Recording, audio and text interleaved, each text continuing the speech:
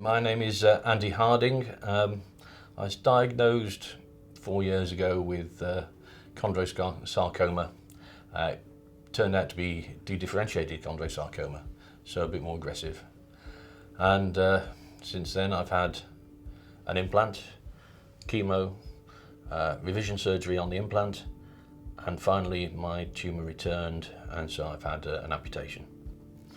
And I now have some lung metastases as well. So noticed something was wrong in about March, April time 2018, and I had a pain in my right shin.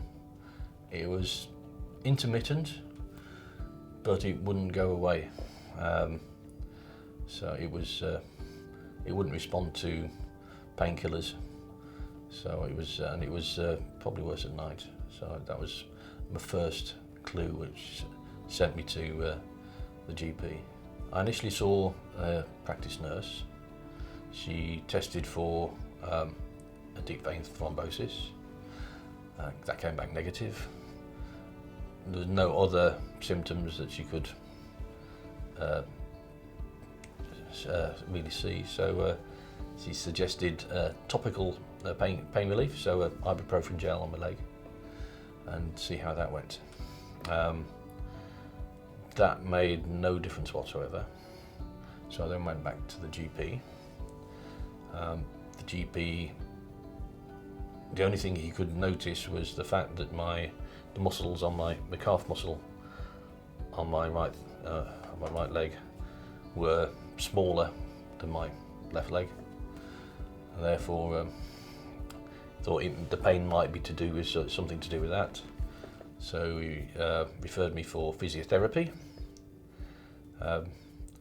I got physiotherapy through sort of private health insurance, because it would have taken a lot longer through the NHS. So I then had 5 sessions of physiotherapy, which seemed to be working to build up my calf muscle, but not really doing anything for the pain. At that point, I found a lump on my shin. So I went back to the GP, got it x-rayed, and within a week I had an MRI scan. And the following week I was told the diagnosis was some sort of sarcoma, but they didn't know what sort it was from the scans. So I was referred to Oswestry, the Robert Jones and Agnes Hunt Orthopaedic Hospital in Oswestry, and I was there the following Monday. So within 2 weeks of seeing the GP, I was actually in hospital having a biopsy, and that confirmed. And at that time they said it was all they could find in the biopsy was chondrosarcoma. So because it was chondrosarcoma, then they recommended the implant. So I had an implant, and then within a couple of weeks of having the implant, I was told they'd done the full histology of the tumour that was taken out, showed there was some dedifferentiated cells in there, so dedifferentiated with osteosarcoma. So at that point, I discussed it with the consultant from the Christie, and also with the people at the Robert Jones, and I went ahead with chemotherapy. So that was the first. I was diagnosed with some sort of sarcoma at the end of August. I had my implant in middle of October, because it took time to actually make the implant, and then beginning of December I started chemotherapy. That was the MAP protocol: doxorubicin, cisplatin, and methotrexate. And that was quite tough.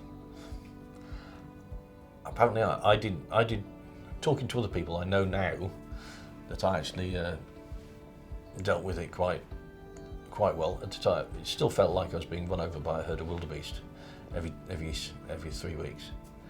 But I didn't have neutropenic sepsis or anything like that. So I had 4 complete rounds of the chemotherapy, 4 complete cycles. But then I had a neurological reaction to the methotrexate. They thought I'd had a stroke. They found, actually did scanned my brain, so no sign of a stroke, but it was just the methotrexate, and as soon as the methotrexate had left my body, then I came back and I was fine. But at that point they said, well, we're going to stop the methotrexate, and this is the point in the cycle, in the protocol, where we're going to drop the cisplatin anyway. So we're going to stop altogether. So I missed out on a couple of rounds of doxorubicin. But at the end of that, they said, well, we're going to stop. Yeah, so that was, which was one of the best things I'd heard at the time. Yeah, so that was quite testing. After that, started to recover. I broke my fibula, but that was because the bone at the bottom of my tibia had given way because it was weakened by the chemotherapy. And so in May 2020, I had revision surgery on my leg. They replaced the bottom section of the implant, and that was great, and all was going well. April 2021,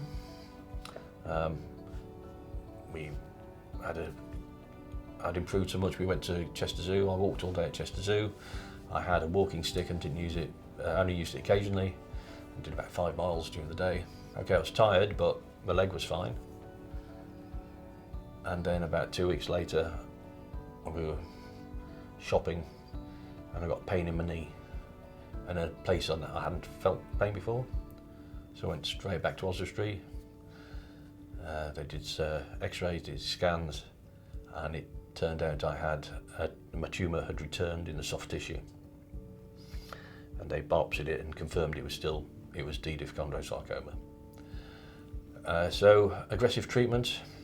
So that I've amputated my leg because of my implant. It had to be above the knee. So that happened at the end of July in 2021, and went forward from there. I had my first prosthetic leg on beginning of November 2021, and yes, I'm going strong on my leg now, so that's working okay. About November, December time, they confirmed I had lung metastases. They're starting to develop. At which point I was told it was basically, well, it's terminal. It's going to be, any chemotherapy is going to be palliative only.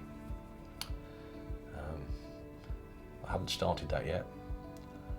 I managed to get on a clinical trial at UCLH, the Immunisarc 2. That started off well. The first set of scans after about 8 weeks, I think it is. It looked like it was doing well in making is shrinking things. The last lot of scans showed I was getting growth again, progression. So they've just stopped so I'm no longer on the clinical trial. So it's back to the Christie and see what they can do for me. The main piece of advice I'd give is look for help. There are people around who can help you cope with the whole thing. There's Bone Cancer Research Trust, of course, but there's Macmillan, and there's your clinical nurse specialist. There are people out there who understand what you're going through and will be able to provide both emotional and practical help for what you're doing. Don't think you're on your own. You can't do it all alone. And it's not just the patients, but it's the family, your carer, your partner, the parents. They're in much as need of support as the patient themselves. if not more so. What do I think of the Bone Cancer Research Trust? I think they're incredible. I mean, the work they do is vital, and personal experience with Joe and Vina and the support network.